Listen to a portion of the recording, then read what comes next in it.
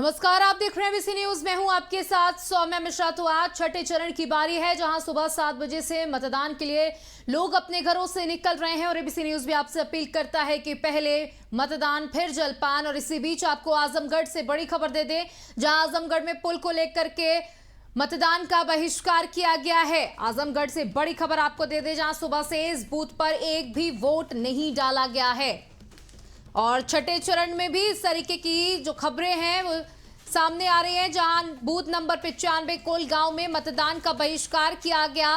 विकास ना होने के चलते पुल की मांग को लेकर मतदान का बहिष्कार हुआ है। जनता का कहना है कि हम लगातार पुल की मांग कर रहे थे, लेकिन किसी ने भी हमारी मांगों को नहीं सुना, ना प्रशासन ने ना जनप्रतिनिधि ने, और इसीलिए हम वोट नहीं देंगे, वोटों का बहिष्कार करेंगे। इस पूरे बूथ पर एक भी वोट सुबह से नहीं डाला गया है। आजमगढ़ से बड़ी खबर, जहां आजमगढ़ से बीजेपी से दिनेश लाल निरहुआ सामने हैं और वो सांसद भी हैं इस समय, और उनके सामने एक बार फिर से चुनावी मैदान में गठबंधन से समाजवादी पार्टी के धर्मेंद्र यादव चुनावी मैदान में हैं। तो जहां आजमगढ़ में एक तरफ कांटे की टक्कर है प्रत्याशियों के बीच में, उसी बीच जनता नाराज है, जहां इस बूथ पर सुबह से एक भी वोट नहीं डाला गया है।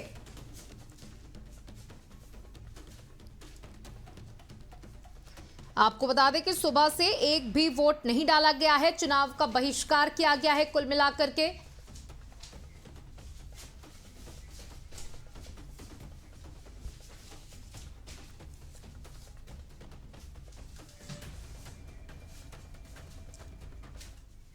वहीं आजमगढ़ से एक और खबर सामने आई है, जहां समाजवादी पार्टी के लोगों ने बूथ कैप्चरिंग का आरोप लगाया है। कई बूथों पर बूथ कैप्चरिंग का आरोप लगाया। धर्मेंद्र यादव ने शिकायत भी की है। पैरामिलिट्री फोर्स लगाकर चुनाव संपन्न कराने की मांग की गई है।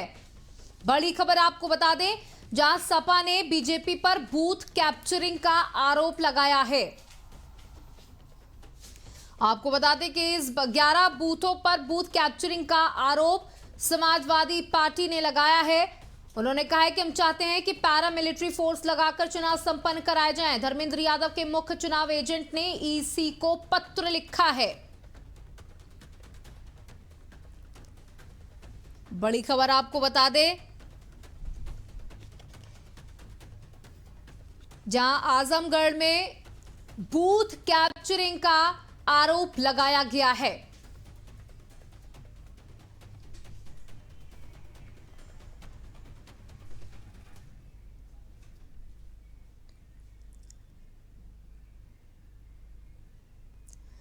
तो आपको बता दें कि आज छठे चरण का मतदान है, जहां पर उत्तर प्रदेश की 14 लोकसभा सीटों पर मतदान जारी है। सुबह 7 बजे से शाम 7 बजे तक मतदान की प्रक्रिया चलेगी। और ये छठा चरण, चाहे वो गठबंधन हो चाहे वो भाजपा हो, दोनों के लिए बड़ी कठिनाई की घड़ी है। और इसी पर हम बात करने के लिए हमारे साथ हमारे मेहमान जुड़े हुए हैं। हमारे साथ हर्षित हैं समाजवादी पार्टी से, साथ ही श्वेता हैं जो बीजेपी का पक्ष रखेंगी, साथ ही साथ संदीप जी हैं जो कि कांग्रेस की बात रखेंगे। आप तीनों का ही बहुत बहुत स्वागत है। श्वेता जी, सबसे पहले आपसे बात करना चाहूंगी। जिस तरीके से भी आजमगढ़ से हम 2 खबरें बता रहे थे जनता को, जहां एक खबर थी चुनाव बहिष्कार को लेकर, वहीं दूसरी खबर बूथ कैप्चरिंग को लेकर के आरोप लगाया गया है कि सही तरीके से चुनाव नहीं होने दिया जा रहा है, बूथ कैप्चरिंग की जा रही है। देखिए, ये सपा का वो चुनाव हार रहे हैं और अब क्या किया जाए, इनको ठीक रहा हमेशा दूसरे के ऊपर ही फोड़ना होता है, तो ये उसी की शुरुआत है। अभी चुनाव आयोग जो है मतदान वो नहीं दे रहा है, इनको जानकारी नहीं दे रहा है, मतलब कुछ ना कुछ करके एक तरफ तो ये संविधान बचाने निकले हैं और दूसरी तरफ ये संवैधानिक जो संस्थाएं हैं जैसे कि चुनाव आयोग, इनके ऊपर भी प्रश्न चिन्ह लगा रहे हैं। ये आज उसी की शुरुआत करी है। ये इनकी पराजय का प्रथम चरण आज से प्रारंभ हो गया है। जी बिल्कुल, अगर आजमगढ़ में चुनाव की बात की जाए तो कांटे की टक्कर देखने को मिल रही है, जहां धर्मेंद्र यादव हैं जो बहुत ही कम वोटों से पिछली बार हारे थे और इस बार निरहुआ है उनके सामने। कि आपको क्या लग रहा है कि आपकी ये सीट निकलने वाली है, या जो माहौल इस बार गठबंधन ने ताना है बीजेपी के खिलाफ, उसमें ये सीट निकल जाएगी? जी, हमारी सीट पक्की है और निरहुआ जी जीत रहे हैं। अगर मान लीजिए एक बूथ के मतदाता, एक गांव के मतदाता हमसे नाराज हैं, तो वो, जैसा कि अभी आपकी न्यूज में मैंने देखा, तो उससे ठीक है, फर्क तो पड़ेगा, लेकिन बहुत ज्यादा फर्क नहीं पड़ने वाला है। क्योंकि और आगे जब हम जीतेंगे तो हम उनकी नाराजगी निश्चित रूप से दूर करेंगे। और ये जो झूठा एक प्रोपेगेंडा क्रिएट किया है कांग्रेस और सपा ने मिलकर, उसका कोई भी असर नहीं होने वाला है और हम ही जीत रहे हैं भारी बहुमत से ये सीट। बिल्कुल, हमारे साथ हर्षित जी भी जुड़े हुए हैं समाजवादी पार्टी से। हर्षित, जिस तरीके से अभी श्वेता जी ने कहा कि सिर्फ ये आपका प्रोपेगेंडा है, जहां पर आप चुनाव हार रहे होते हैं वहां पर इस तरीके की रूमर उड़ाने की कोशिश करते हैं कि लोग नाराज हैं, बूथ कैप्चरिंग हो रही है, सुरक्षा की व्यवस्था ठीक नहीं है, और जहां ऐसा लगता है कि आप लोग ठीक जा रहे हैं वहां आप लोग इस तरीके की कोई खबर सामने नहीं लाते। ये सब कुछ आपकी ही मिली भगत है।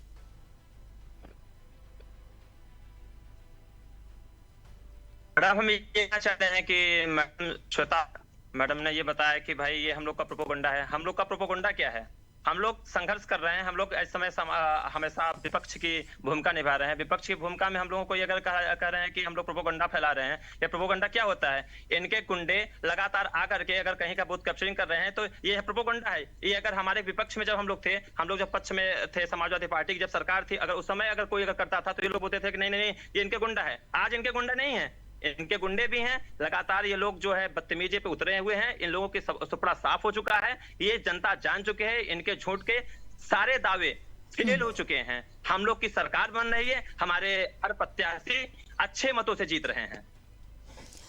संदीप जी, जिस तरीके से अभी आज अन्य राज्यों में भी चुनाव हो रहा है और अमित शाह ने ये बात कह दी है अपनी चुनावी रैलियों से, और अब लगातार जिस तरीके से उन्होंने 400 पार का एक माहौल बनाया था, वो एक और माहौल बनाना बीजेपी शुरू हो चुकी है कि कांग्रेस जो है वो 45 सीटों पर सिमट जाएगी और समाजवादी पार्टी को बमुश्किल 4 सीटें मिल जाए तो मिल सकती हैं। हालांकि उन्होंने कहा कि हम वो भी नहीं देने वाले हैं। क्या लग रहा है कि आप लोग 45 सीटों में सिमट जाएंगे और बीजेपी 300 पार अभी तक हो चुकी है? पहली बात मैं ये कहूँगा, अमित शाह अपने पास अमित शाह जी ज्योतिष हो गए हैं और हमारे देश के प्रधानमंत्री महामानव को भगवान अवतार है, वो बायोलॉजिकल नहीं है, गॉड गिफ्टेड है। गॉड जो है गॉड के अवतार है, उसने अपने आप को घोषित कर दिया।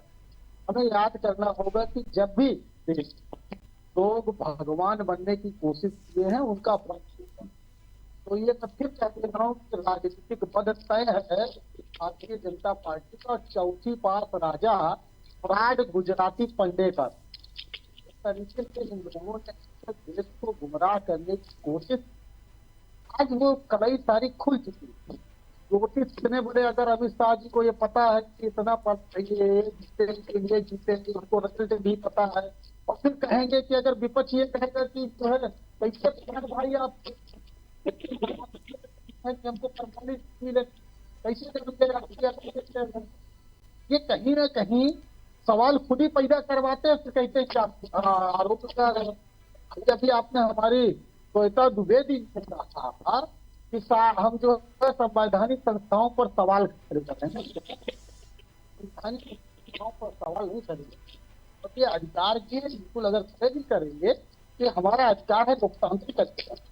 आप जब सुप्रीम कोर्ट जो है यूनियन के खिलाफ गए थे, जीपीएल नरसिम्हा इतनी मोटी पुस्तक लिखकर मंत्री बन गए थे, तब आपको नहीं पता था। और आज तो दिख रहा है कि सुप्रीम कोर्ट एक आदेश देता है कि जो है चुनाव आयुक्त की नियुक्ति में सुप्रीम कोर्ट का जज भी रहेगा। आप कानून में संशोधन करके जज को हटा देते हैं। भाई जज तो सबका था, आपको क्या डर था? आप जब 3 लोगों के पैनल में वो लोग आपके हैं, आप जो है अपने चेले चपाटों को चुनाव आयुक्त बनाएंगे और उसके लिए संविधान में संशोधन करेंगे, फिर कहेंगे कि आप पर सवाल ना उठे जी।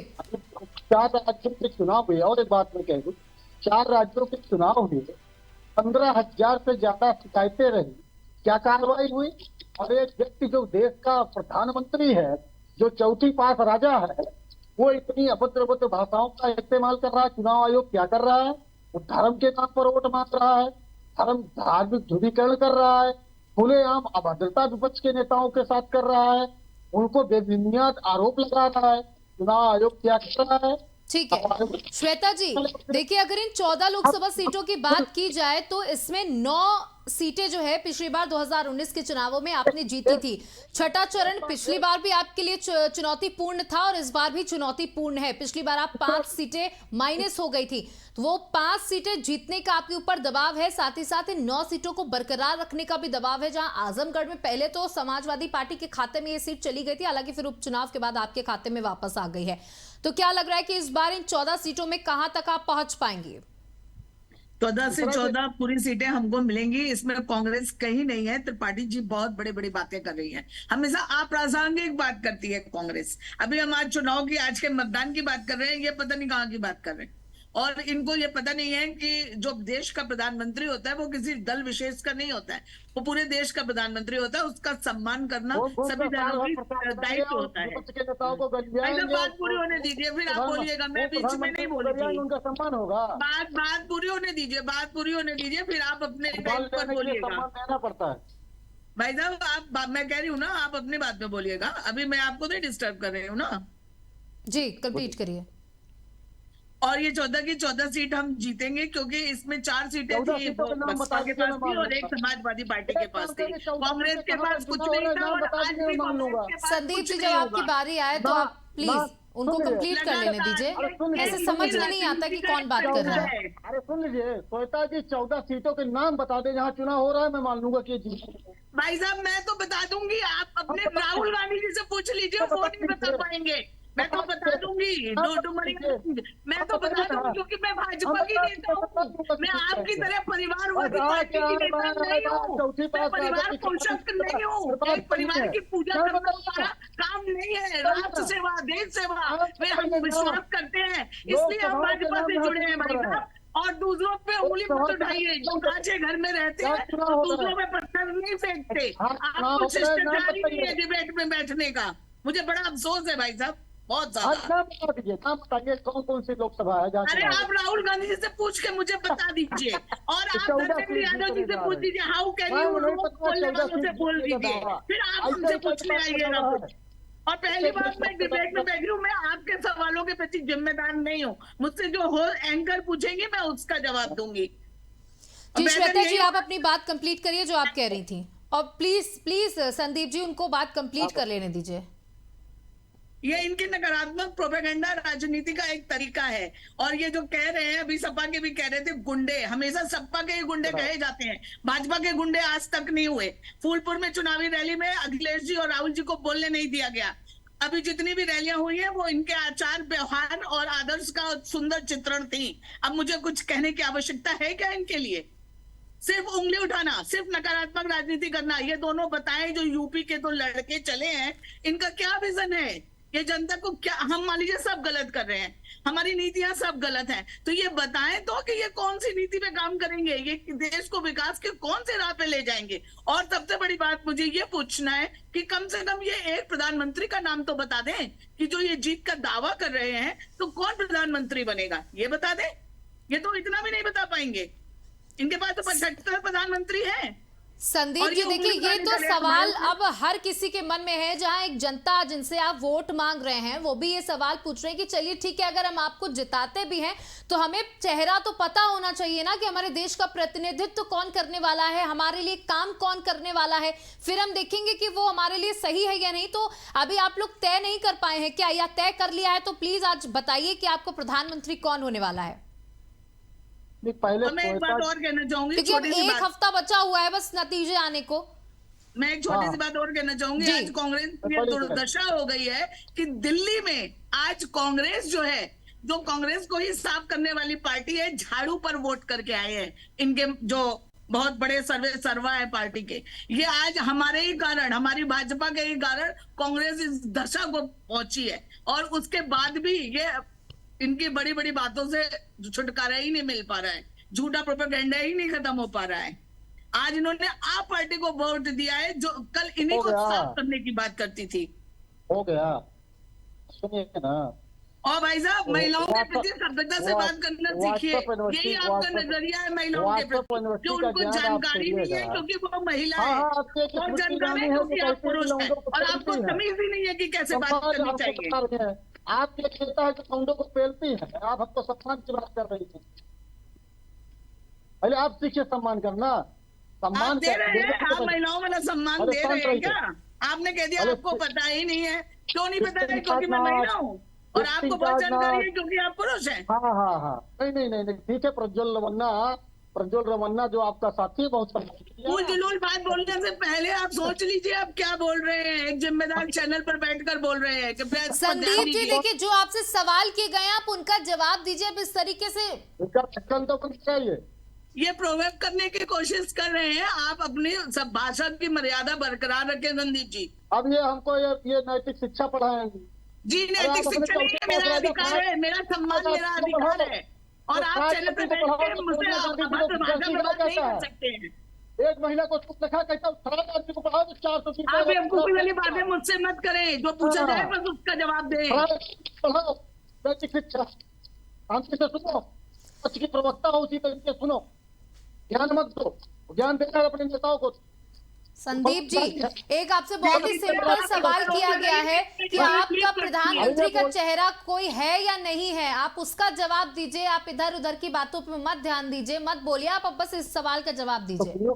आपके पास एक बटन है, उसको म्यूट कर दो। नहीं सुनो, मैं नहीं बोलूंगा। सुनिए, अभी आपने कहा कि आपका प्रधानमंत्री ये संविधान से चलता है, संविधान ये कहता है संसद के ऊपर आए वो अपना नेता, लेकिन चौथी पास राजा को तो अपना अलग ही संविधान चलाना है, अलग ही नियम चलाना है। मनमोहन सिंह जी को कोई जानता था कि प्रधानमंत्री बने था?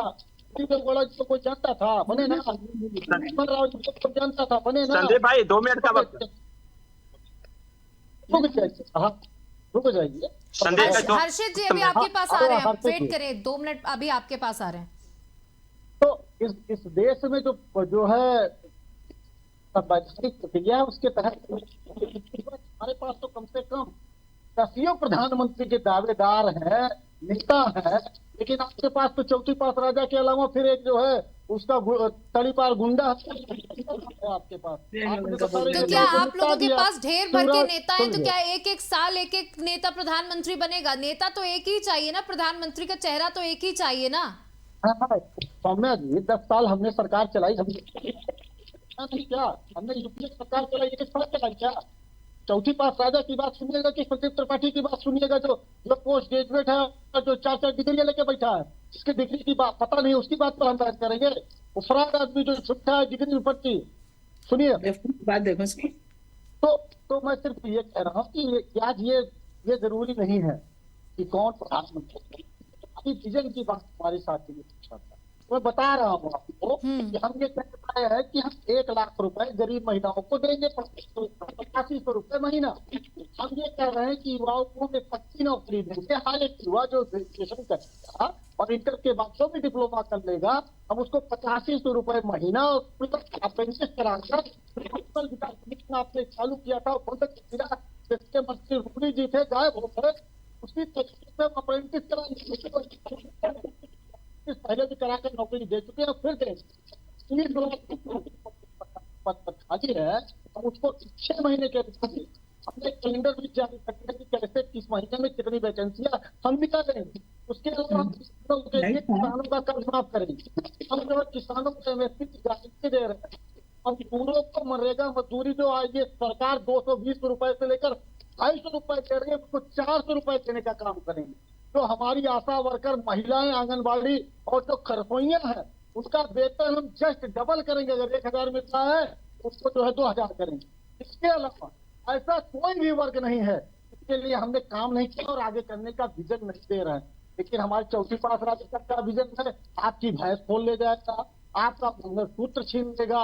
मतलब गजबई की बात है भाई। हमने इस देश को सब्सिडी पर कपड़े दिए, हमने इस देश को सब्सिडी पर मिट्टी का तेल दिया, हमने इस देश को सब्सिडी की गैस दी, इस देश को सब्सिडी पर डीजल दिया, सब्सिडी की बिजली दी। देखिए संदीप जी, आप अपना पूरा घोषणा पत्र हमारे सामने रख रहे हैं कि आप किस तरीके से लोगों की मदद करेंगे।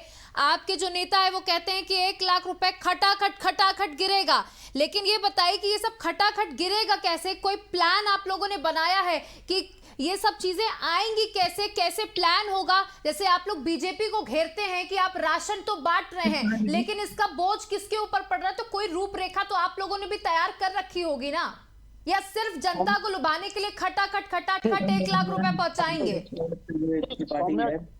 सौम्या जी, आपने पत्रकारिता की होगी तो अध्ययन भी किया होगा, आई तो जरूर की। हाँ, क्योंकि अभी आप श्वेता जी की जनरल नॉलेज चेक कर चुके हैं, तो अब मेरी बारी है। जी बताइए। महिलाओं के प्रति इनकी यही दृष्टि है, खाद ये पोस्ट ग्रेजुएट है। बराबरी पे देखते हैं, इसकी कार्ड मत खेलिए।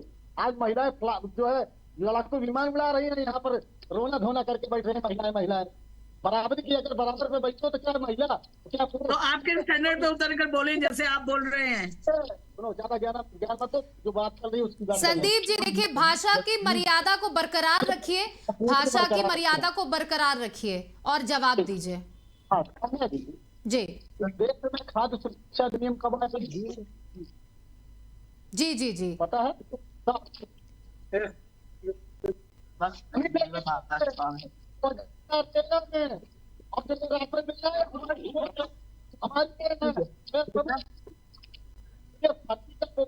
फैलाइए कि हम कह रहे तो उस समय ये पूछ रहे थे, जैसे आज पूछ रहे 85 रुपए कैसे देंगे, वैसे पूछ रहे थे अनाज कैसे देंगे। लोगों को किस तरीके का भ्रम खड़ा करते थे, जब कहते थे जीएसटी नहीं लागू होगी, अब 18% की जीएसटी लेके आ रहे थे एक की, तब चौथी पास राजा भाषण दे रहा था कि जीएसटी से देश हो जाएगा, तो व्यवसाय नष्ट हो जाएगा। 28 5 आधार कार्ड क्या विरोध करता था? जब हम 90% आधार कार्ड देश को बना के दे दिए थे, 10% बना के ये गुमराह मत करिए। हमारा सिस्टम देश के डेवलप करता है, हमारा हमारा विजन मुस्लिम करने का नहीं है, देश को डेवलप करते हैं। हम श्रोता जी से पूछ रहे हैं, उत्तर प्रदेश में एक आदमी सिस्टम का नाम बता दे, एक मात्र, पूरे उत्तर प्रदेश में, पूरे देश में तो भारतीय जनता पार्टी ने लगाया। आप लिख नहीं पाएंगे, मैं बता दूंगी, आप सुन नहीं पाएंगे, क्योंकि आपने क्षमता नहीं है समझने की। आपको डिबेट का मतलब नहीं पता है, इसलिए मैं आपको नहीं बताना चाहूंगी। आप हमारे मतदाता नहीं है, मैं नहीं आपको बताऊंगी, मैं आपके प्रति नहीं जिम्मेदार हूँ। आप बार बार मेरा नाम लेके ना बोले, जब मुझसे एंकर पूछेंगी जब मैं जवाब दूंगी। एक तो आपकी आवाज नहीं क्लियर आ रही है, वैसे भी संदीप जी एक साथ भी कुछ का नाम बताइए पूरे देश में जो आपकी सरकार ने नया लगाया। ठीक है संदीप जी, अभी आपके पास फिर से आएंगे, आप कुछ और तैयारी कर लीजिएगा। इसी बीच मतदान प्रतिशत जनता को बता दें, 3 बजे तक का आपको बता दें कि लगातार मतदान हो रहा है। बस्ती में 47.03% मतदान संपन्न हो चुका है। भदोही में 42.39% मतदान हो चुका है। इसी के साथ डुमरियागंज में 43.96% मतदान,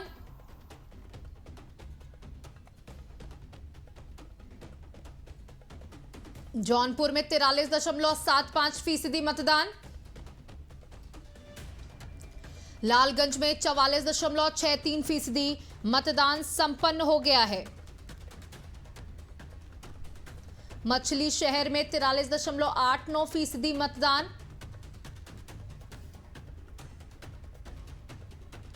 वहीं फूलपुर में भी लगातार मतदान थोड़ा फूलपुर में धीमे चल रहा है। प्रतापगढ़ में 41.87% मतदान संपन्न, संत कबीर नगर में 43.49% मतदान,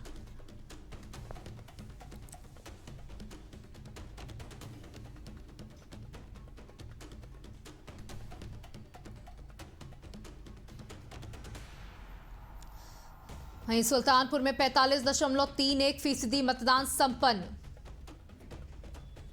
सबसे ज्यादा अंबेडकर नगर में अभी तक मतदान हो चुका है।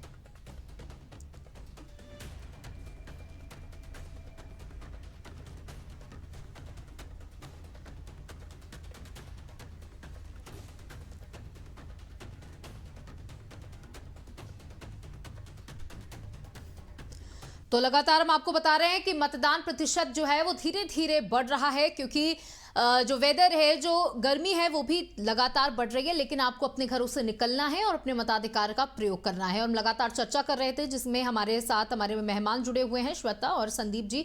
संदीप जी कांग्रेस से हैं और श्वेता बीजेपी से। श्वेता जी, मेरा सवाल आपसे है कि देखिए, अगर हम ट्रेंड की बात करें या आपके मुद्दों की बात करें, कि जब लोकसभा चुनाव शुरू हुए थे और पहला चरण हुआ था, तो जब रैलियां हुई थी, तो चाहे वो प्रधानमंत्री हो, चाहे वो आपके सभी स्टार प्रचारक, उन्होंने मोदी की गारंटी से इस चुनाव की शुरुआत की थी। फिर उन्होंने समझा कि मोदी की गारंटी से काम नहीं चलने वाला है, फिर वो दूसरे मुद्दों पर आए, फिर वो धीरे धीरे अपने सबसे फेवरेट मुद्दे पर आ गए, हिंदू मुसलमान के। चाहे उन्होंने कहा कि आपका मंगलसूत्र खतरे में है, आपकी विरासत खतरे में है, विरासत टैक्स लिया जाएगा, ये सारे मुद्दे भी जहां उन्हें फेल दिखे, फिर उसके बाद उन्होंने फिर से पाकिस्तान को लेकर आ गए।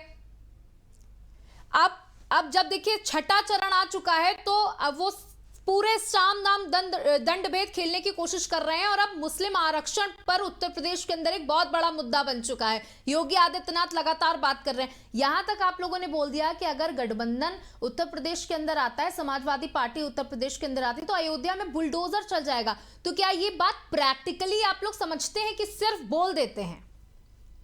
ये प्रश्न भाजपा के बजाय विपक्षी लोगों से पूछना चाहिए, क्योंकि हमारा तो मोदी की गारंटी थी और आज भी मोदी जी की गारंटी है। और मोदी जी चुनाव नहीं लड़ रहे हैं, जनता लड़ रही है मोदी जी के लिए। ये जो मुद्दे बराबर चेंज हुए और जो आपने बताया, सबसे पहले मैं लास्ट वाला ही लेती हूँ, मुस्लिम आरक्षण। भाजपा के किस नेता ने कहा मुस्लिम आरक्षण के लिए? कल एसटी हसन जी ने कहा, वो भी आजमगढ़ में कहा, क्योंकि ध्रुवीकरण के लिए। तो ये किसका मुद्दा हुआ? कौन ध्रुवीकरण करना चाहता है, ये क्या मुझे बताना पड़ेगा? ममता बनर्जी बंगाल में जो उनका सुप्रीम कोर्ट हाई कोर्ट ने जो उनका कैंसिल किया आरक्षण, उसमें उन्होंने कहा मैं हाई कोर्ट को ही नहीं मानती हूँ। इसमें भाजपा कहाँ है? जो बोला जा रहा है उसका जवाब हमारे प्रवक्ताओं द्वारा, हमारे मुख्यमंत्री जी द्वारा, हमारे प्रधानमंत्री जी द्वारा दिया जा रहा है। विरासत टैक्स की बात किसने करी? आप ही के सैम अंकल ने करी, फॉरेन में बैठ के। हमारे तो बीजेपी के किसी भी प्रवक्ता ने नहीं बोला, उन्होंने ही बताया। तो फिर हम लोगों ने उसको समझाया। तो जो अगर हमारे ऊपर प्रश्न उछाला जाएगा, तो क्या हम उसका जवाब नहीं देंगे? जब राहुल गांधी जी की प्रत्याशिता पर पाकिस्तान में प्रश्न उठाए जा रहे हैं, तो निश्चित रूप से कहीं ना कहीं ये संदेह उभरता ही है कि क्या भारत की राजनीतिक दिशा और दशा पाकिस्तान तय करेगा? राहुल गांधी जी कहां से चुनाव लड़ेंगे, क्या ये पाकिस्तान में तय होगा? और ये कतई संभव नहीं है इस भारत देश में कि जब यहाँ हमारा देश हारता है तो पटाखे पाकिस्तान में छूटते हैं। ये क्या संभव है? निश्चित रूप से हम इसका विरोध करेंगे। और कांग्रेस जब हमारे ऊपर शासन कर रही थी, तब पाकिस्तान हमारी खोपड़ी पर नाचता था। और आज हमारे योगी जी ने कहा है, अगर एक पटाखा भी फूटता है तो संदेह करने से पहले ही पाकिस्तान की सफाई आ जाती है कि भैया हमने नहीं ये पटाखा फोड़ा है। तो आप सोच लीजिए, देश की सुरक्षा संप्रभुता के लिए कौन जरूरी है? और हम मुद्दे नहीं बदल रहे हैं, यही बदल रहे हैं। ये 5 किलो से 10 किलो पे चले गए। ठीक है संदीप जी, देखिए आज दिल्ली में भी चुनाव हो रहे हैं और आम आदमी पार्टी के मुख्यमंत्री अरविंद केजरीवाल ने अपने पूरे परिवार के साथ वोट डाला। उसके बाद एक फोटो जो है उन्होंने एक्स पर पोस्ट की। उस फोटो को रीपोस्ट किया फवाद ने, जो कि पाकिस्तान के नेता हैं, और उन्होंने लिखा है कि मैं उम्मीद करता हूं कि अब तानाशाही और आतंकवाद से और इन सारी चीजों से शांति मिलेगी। आज उस आधार पर वोट करके आएंगे। तो कहीं इतनी चिंता, आप तुरंत आप नेता के पोस्ट को रीपोस्ट किया। अभी आपके नेता ही कहते हैं कि उनके पास एटम बॉम्ब है, हमें उनसे थोड़ा डर कर रहना है। तो सारी जो पाकिस्तान की नरमियत है वो आप लोगों के प्रति इतनी क्यों जाग जाती है? सोम्या जी, कांग्रेस से सुनोगी फिर कहोगी महिलाओं का सम्मान नहीं करते। जी कंप्लीट करिए। अभी आपने कहा कि हमारा रवैया पाकिस्तान के प्रति नरम रहता है। बिल्कुल हमारा रवैया आपके प्रति नरम है। अब सुनिए ना, तो उनका सामने वाला का मतलब कोई एक तरफा प्यार कर रहा है, तब उसके लिए हम क्या कर सकते हैं भाई? तो ये सारा प्यार आपकी तरफ ही क्यों दिखाया जा रहा है? बीजेपी की तरफ भी थोड़ा दिखा सकते हैं ना। अगर आपने सवाल किया है, आपने लगभग 35 सेकंड में सवाल किया है, तो 35 सेकंड तो कम से कम जवाब देने के लिए चाहिए ना। ठीक है, आप जवाब दे लीजिए, आपके पास 1 मिनट है। हाँ नहीं हम बिल्कुल दे रहे हैं। अब ये बताइए कि हमारा रवैया इतना नरम है कि हमने पाकिस्तान के 2 टुकड़े कर दिए, एक पाकिस्तान बन गया, एक बांग्लादेश बन गया। हमारा रवैया इतना नरम है कि राजीव गांधी कभी पाकिस्तान नहीं गए, नरसिम्हा राव कभी नहीं गए, इंदिरा जी कभी नहीं गई, मनमोहन सिंह 10 साल प्रधानमंत्री नहीं रहे, लेकिन अटल जी समझौता एक्सप्रेस लेके जाते हैं। और एक गुजराती पंडा फराडिया 420 मलिहाबादी आम लेके जाता है, अपनी अम्मा के लिए साल लेके आता है। बिरयानी खाने आप जाइएगा, संदीप जी, देखिए मैं तो समझ उसके बाद रही हूँ, आप सवाल हमसे विपक्ष के पूछे नेता है, जाएंगे। लेकिन आप एक प्रधानमंत्री के लिए बात कर रहे हैं, तो आपकी शब्दावली बड़ी दूषित है। और जब वो फ्रॉड आदमी फ्रॉड करे, मेरे ऊपर मुकदमा कर दे, मैं उसके ऊपर मुकदमा कर दूंगा, उसके 10 फ्रॉड गिना सकता हूँ यहीं पे। फ्रॉड करेगा तो फ्रॉड बोला जाएगा ना। जब फ्रॉड करेगा कोई व्यक्ति तो कहा जाएगा फ्रॉडिया। हजारों झूठ बता सकता हूँ उसके, हजारों झूठ। तो ये बताइए कि आपको बहुत सारे फ्रॉड पता है प्रधानमंत्री के लिए, तो आपने अभी तक मुकदमा क्यों नहीं किया उनके ऊपर? मुकदमा कर देते जाकर। उसको नेगेट कर दूंगा। सुनिए, अब रिश्तेदारी में बता रहा हूँ ना सौम्या जी, अब बिरयानी खाने ये जाएंगे और रिश्तेदारी हमारी बताएंगे, तो आपके संबंध वहां पर हैं, तो फहाद खान को बोल देंगे कि भैया कुछ मुद्दा उद्दा हमारे पास है नहीं, आप या तो आतंकवादी भेज दीजिए। जैसे पकड़ा गया दिल्ली में ही चुनाव था तो कश्मीर में पकड़ा गया था ना आतंकवादी, कौन था, क्या हुआ आज उसके साथ? उसकी चार्जशीट तक आज तक नहीं दाखिल हुई। पुलवामा हुआ, उसमें 400 किलो आरडीएक्स कैसे आया, गाड़ी किसके थी और किसके शासन में हुआ था? बता रहे हैं कि बम फूटता है तो क्या होता है पुलवामा। आज जाकर थोड़ा एनसीआरबी का आंकड़ा तो पढ़िए, आतंकी घटनाएं बढ़ी है कि घटी है। और इतना हाल बुरा है आपका कि आप में हिम्मत नहीं। अब देखिए, बोलिएगा नहीं, सुनिएगा फिर नहीं, महिला सम्मान करो ना, मत रोइए। आप में इतनी हिम्मत नहीं हुई कि कश्मीर में जाकर चुनाव लड़ लीजिए और गाना गाइएगा कि हमने शांति ला दी है। शांति दीदी है तो चुनाव लड़ लेते। कश्मीर में कहीं हिम्मत हुई आपकी? हिम्मत काहे नहीं कर पाए कश्मीर में चुनाव लड़ने की? और बात करिएगा कि हमने मारा, सब एकदम हन्न हो गया है। लद्दाख में चाइना कब्जा करके बैठा है, वहां सबसे बड़ा नेता वहां का, वो भूख हड़ताल पर बैठता है, मरने की कगार पर पहुंच जाता है और पूरी जनता लद्दाख की खड़ी है, आप उसके साथ अनशन पर। और आप कह रहे हो कि चाइना में हमारी रिश्तेदारी है, झूलिएगा। आप जब जीतते हैं तो चाइना में जो है गोला नहीं तोप दकती है। अब मोदी जी कहते हैं हमारा चीन का बहुत पुराना रिश्ता है, कौन सी रिश्तेदारी है भाई आपकी? जाइएगा, ट्रेनिंग लेके आइएगा, अरुण सिंह के नेतृत्व में जाइएगा, जो है नितिन गडकरी के नेतृत्व में जाइएगा, वहां का डेलीगेशन अपने कार्यालय पर बुलाइएगा और उसके बाद बताइएगा कि इधर उधर की बातें। तो आपकी रिश्तेदारी पाकिस्तान और चाइना में आपकी है, और मोदी जी की तो बहन भी पाकिस्तानी है, राखी बांधने आती है पाकिस्तान से, तो इनके लिए ट्वीट कराना कौन सी बड़ी बात है? तो इनके कहने देखिए, अगर नारों की बात करें तो हिंदी चीनी भाई भाई जैसे कई नारे सामने आए, तो बीजेपी ने तो ये नारा नहीं दिया था ना। तो 1965 में हमने इस नारे को दिया और 67 में नेहरू थे आपके नाना जी, उसका जवाब दीजिए भाई साहब। नहीं पता क्या? अरे हम जवाब देने के लिए बैठे, कोई अल्फाज में नारा दिया, 64 में नारा दिया, 65 में लड़ाई हुई हमारे, और 67 में हार गए। नेहरू जी कटघरे में अपनी बुराइयां जीते। चौथी पास राजा है, भूल नहीं पाता, चाइना का नाम नहीं ले पाता, चाइना का नाम लेने में छोटे लगता है। देश की जमीन कब्जा हो रही है और चाइना का नाम नहीं ले पाता है, डरता है, डरते का वो देश की जमीन कब्जा हो रही है, डरते व्यवसाय करेगा, बड़ा व्यापार करेगा, चाइना का नाम लेने की हिम्मत नहीं पड़ती है। अरे हम तो लड़ाई है। ये बताइए संदीप जी, दिल्ली में, संदीप जी सुन लीजिए, दिल्ली में चुनाव थे और आपके स्टार प्रचारकों की एक लिस्ट सामने आई जिसमें सोनिया गांधी का नाम था, प्रियंका गांधी का नाम था, खड़गे जी का नाम था, लेकिन चुनाव प्रचार करने तो सिर्फ और सिर्फ राहुल गांधी ही पहुंचे। आप लोगों में आपसी तालमेल नहीं देखने को मिल रहा है, क्योंकि जिस आम आदमी पार्टी के लिए आज आप लोग वोट करके आए हैं, वो आम आदमी पार्टी आप लोगों को ही निकाल करके चाहती थी कि इनको पहले सफाया करो, जेल भेजो शीला दीक्षित को। तो ये अभी लग रहा है आपके नेता आम आदमी के साथ आने को डाइजेस्ट नहीं कर पा रहे, इसलिए कहीं पर भी एक भी रैली में दिखाई नहीं दिए, सिर्फ अकेले राहुल गांधी जो है वो पूरा मोर्चा संभाले थे दिल्ली का। 1 मिनट 35 सेकंड में आपने सवाल पूछा, आप समय गिन रहे हैं? एक नहीं, मैं रखता हूं, मेरी आदत है। अब जवाब सुनिए। अभी आपने कहा कि इतने स्टार प्रचारक थे, सिर्फ राहुल गांधी गए थे। राहुल गांधी हमारे शीर्ष नेता हैं, हम लोगों के नेता हैं, और वो नेता गए, चले गए तो सब चले गए। और सारे स्टार प्रचारक क्या हर जगह जाते हैं? एक सवाल बड़ा आपने जायज उठा दिया, वो मैं मिस कर रहा था। बिल्कुल मुझे दुख है कि हमारा चौथी पास राजा बेचारा अकेले पड़ा है। 80 मंत्री थे इनके मंत्रिमंडल में, एक भी निकल कर नहीं आ रहा है इनके साथ प्रचार करने, एक भी कोई नहीं निकल रहा है प्रचार करने। जैसे जैसे नाम गिनाइए, क्योंकि रैलियों में तो हम सभी मंत्रियों को देख रहे हैं। परिवारवाद का चश्मा लगा हुआ है, बताइएगा परिवारवाद में।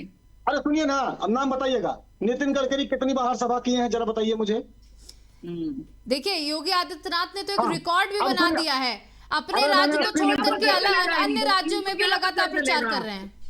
सौम्या जी, मैंने 80 मंत्रियों की बात की, अब मुख्यमंत्री की बात कर रहे हैं तो मुख्यमंत्री की बात कर लेता हूँ। अभी तक हमको ज्ञान दे रही थी ना सौम्या जी। जी कंप्लीट करिए।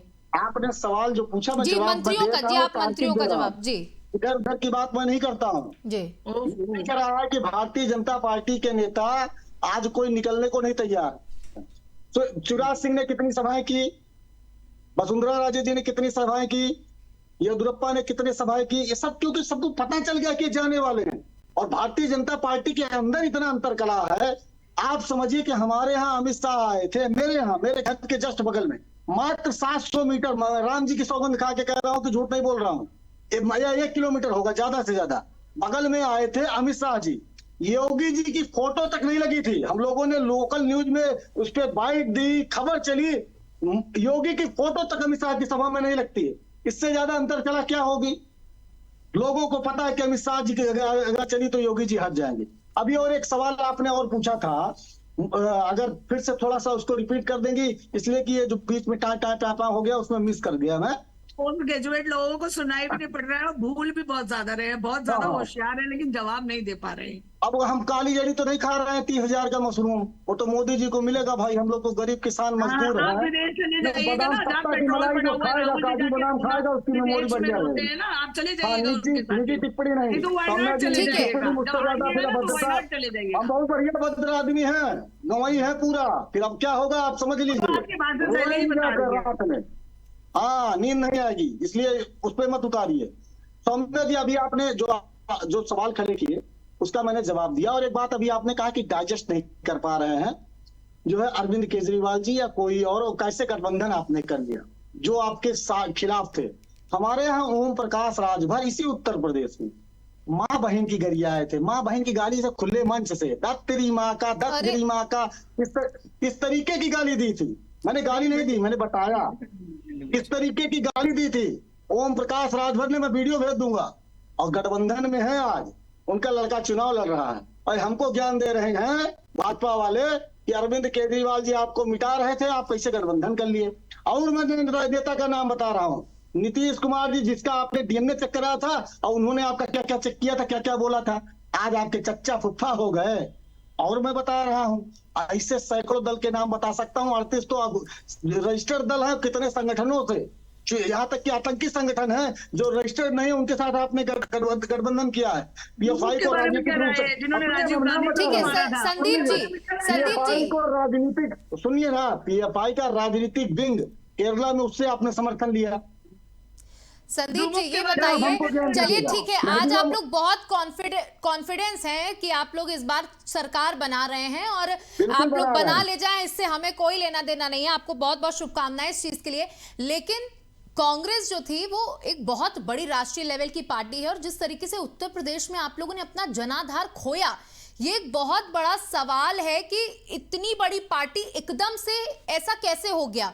और 2019 में भी आप लोग फुल फॉर्म में सामने आए थे, लेकिन स्थिति आपको याद है, इस बार एक बार फिर से आपने अखिलेश यादव के साथ गठबंधन किया है। तो क्या लग रहा है कि इस बार आप लोग बेहतर कर पाएंगे या अभी भी यूपी की जनता बीजेपी के साथ है? सौम्या जी, आप तो मेरा इंटरव्यू दे रही, बहरहाल धन्यवाद।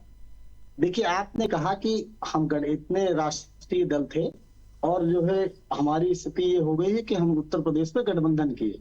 भारतीय जनता पार्टी 56 इंची सीना वाली पार्टी केरला में कितनी सीटों पर चुनाव लड़ रही है? सर इधर अभी आपका जवाब चाहिए, आपकी पार्टी का जवाब चाहिए। उत्तर प्रदेश में बता रहे हैं हमारे पास, तो सुनिए ना, मैं बता रहा हूँ ना, मैं जवाब देने से भाग थोड़ी न रहा हूँ जी। हम सामना करने वाले लोग हैं।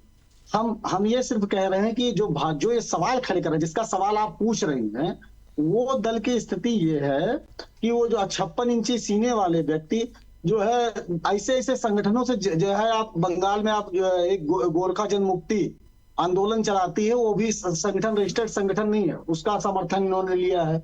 बंगाल में ऐसे बहुत सारे ऐसे संगठन है, तमिलनाडु में आप देख लीजिए, सिक्किम में ऐसे जो है संगठन जो कि बैन रहे हैं, उनके राजनीतिक जो है संगठनों से इन्होंने बाहर से समर्थन ले रखा है।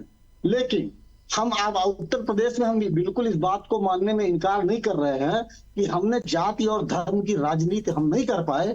इस वजह से हम उत्तर प्रदेश में कमजोर है, इसमें कोई दो राय नहीं है, क्योंकि ना हम जात की राजनीति कर पाए ना धर्म की राजनीति कर पाए। लेकिन फिर मैं ये बात कह रहा हूं कि जिस तरीके से भारतीय जनता पार्टी इतनी मजबूत होते हुए भी इसी उत्तर प्रदेश में, राजभर जी का नाम लिया मैंने, सुभाषपा से इन्होंने गठबंधन किया है, अनुप्रिया पटेल जी की अपना दल से इन्होंने गठबंधन किया है। भाई अगर आप इतना मजबूत है, निषाद पार्टी से गठबंधन किया, इनका गठबंधन 3 पार्टियों से, हमारा 2 पार्टी, मतलब हम सिर्फ 2 दल हैं, तब इनको डर लग रहा है। तो कमजोर कौन है? आप यही जवाब इसी में छिपा है कि हम बिल्कुल पूर्ण जो है 80 की 80 सीट जीतने जा रहे हैं। मोदी जी की सीट खुद स्वयं खतरे में है।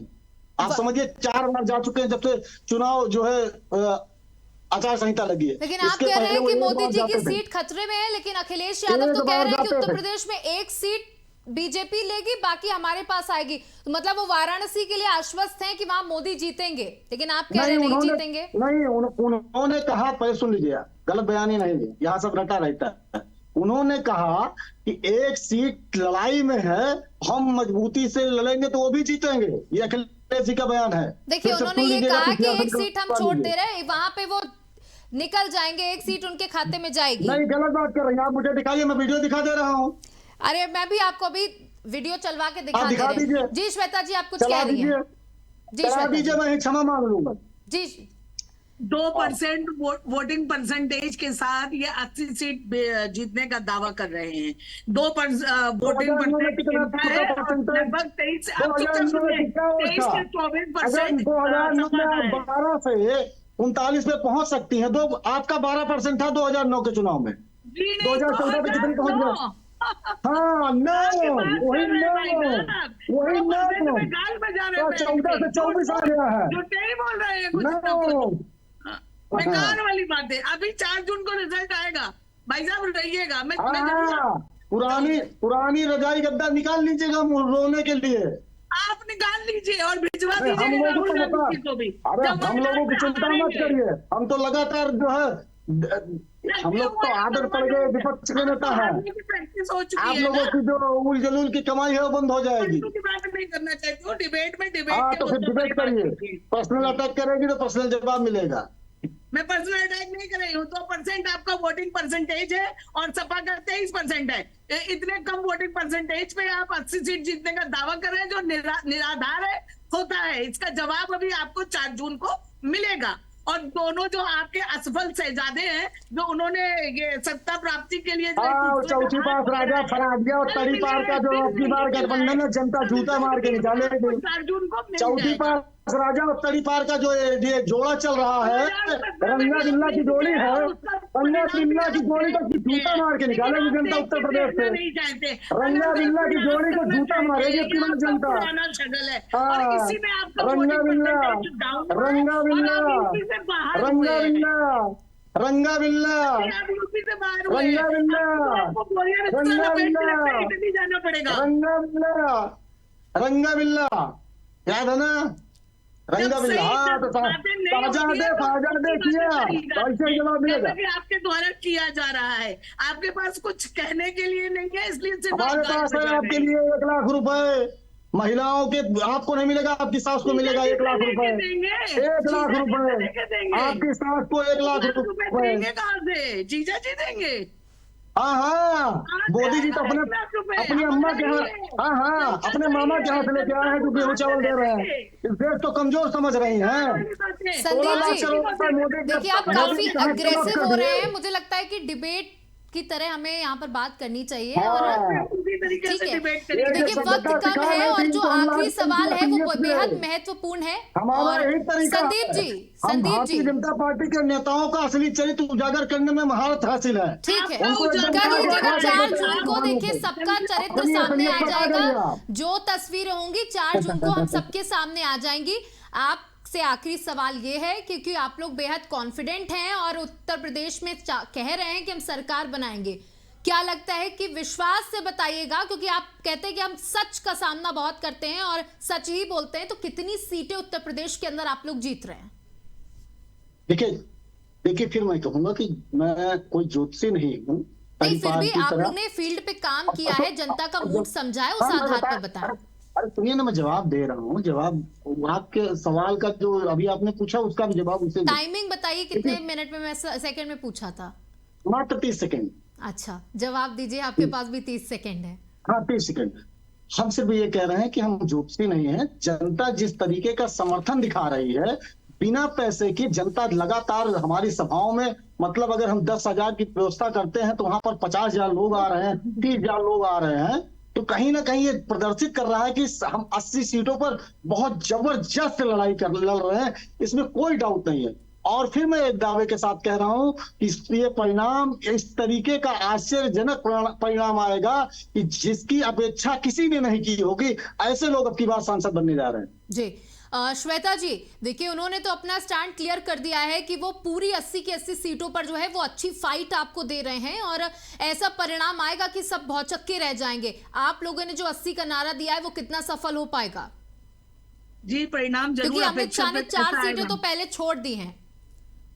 जी अप्रत्याशित परिणाम आएगा इंडी गठबंधन के लिए। हमारा तो मिशन 400 पार है और वो हम कर रहे हैं, और कांग्रेस का मिशन पूरे भारत में 50 पार है और शायद ये उसको भी पार ना कर पाए। यही होगा 4 जून को, आप देख लीजिएगा।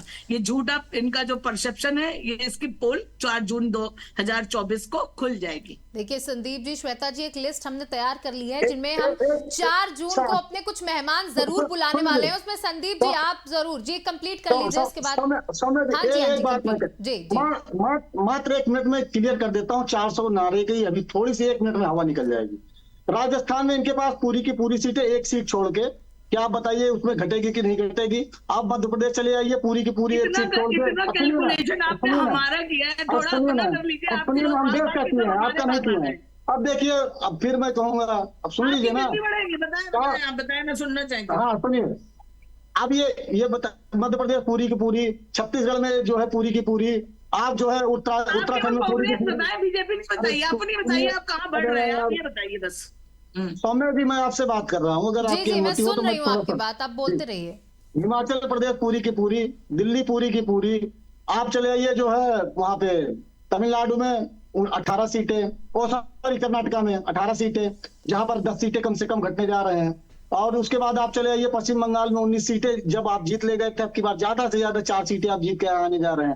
अच्छा कौन सा राज्य जहां पर आप बढ़ रहे हैं इतना कुछ होने के बाद? बिल्कुल, बहुत बहुत शुक्रिया संदीप जी। देखिए 4 तारीख को अपना थोड़ा समय निकालिएगा एबीसी न्यूज के लिए, थोड़ा समय एबीसी न्यूज के लिए 4 तारीख को जरूर निकालिएगा, हम आपसे जरूर जुड़ेंगे। बहुत बहुत शुक्रिया और आपको बहुत बहुत शुभकामनाएं भी। श्वेता जी आपको भी बहुत बहुत शुक्रिया। तो जिस तरीके से ये जो चुनावी रण है वो अब और मुखर और प्रखर होता जा रहा है, क्योंकि अब एक चरण ही शेष है। आज शाम 7 बजे वोटिंग बंद हो जाएगी। छठे चरण में प्रत्याशियों का जो किस्मत है वो ईवीएम में कैद हो जाएगी और 4 जून को आएंगे नतीजे। तब सब कुछ साफ होगा, दूध का दूध और पानी का पानी होगा और पता चलेगा कि आई है सत्ता की चाबी। लगातार हम बने रहेंगे, लेकिन रुकते हैं एक छोटे से ब्रेक के लिए।